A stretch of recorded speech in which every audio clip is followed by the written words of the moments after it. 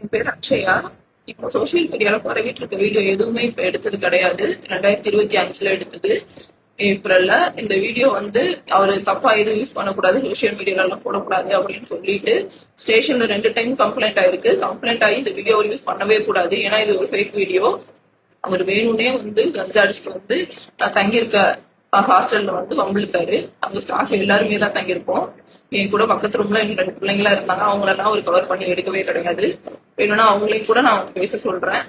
இவர் என்னையும் மட்டும் கார்னர் பண்ணி நான் வேலைக்கு போக கூடாதுங்கிறதுக்காக பிரச்சனை பண்ணிட்டு எனக்கு மொட்டையெல்லாம் அடிச்சாரு. அந்த மொட்டை அடிச்ச கேஸ்ல கூட இந்த வீடியோ எல்லாம் போய் காமிச்சு அனுதாபத்தை தேடிக்கிட்டாரு. அவர் சைடு நியாயம் இருக்க மாதிரி. நான் ஸ்லீவ்லெஸ் ட்ரெஸ் போட்டிருந்தேன்னா இல்லைன்னு சொல்லல, ஆனா நைட்ல நான் ஸ்லீவ்லெஸ், அங்க எல்லாருமே ஸ்லீவ்லெஸ் தான் போட்டிருக்கோம். அதை விட குட்டி குட்டியெல்லாம் ட்ரெஸ் போட்டிருக்க பொண்ணுங்களோட எல்லாம் அவர் அந்த ரூம்ல பேசி இருந்திருக்காரு. என்னை எப்போ ஊர்ல இருந்து வேலைக்கு கொண்டு போய் விடும்போதும் அந்த பொண்ணுங்கள்ட்ட பேசிட்டு ஜாலியா உட்காந்துட்டு சிரிச்சுட்டு ரொம்ப நேரம் அங்கேயே ஸ்டே பண்ணிட்டு கூட அடுத்த நாள்லாம் கிளம்பி சென்னைக்கு வேலைக்கு போயிருக்காரு. சோ இந்த வீடியோவை அவர் தப்பா யூஸ் பண்ணிக்கிறாரு. அவர் ரொம்ப ஒரு மாதிரி இந்த திருட்டு விஷயத்துக்குலாம் இன்வால்வ் ஆகி கஞ்சா அடிக்கிறது அந்த மாதிரிலாம் பழக்கம் வச்சுட்டு ரொம்ப மனநல பாதிக்கிற சைக்கோ மாதிரி பண்ணுவார் அடிக்கடி.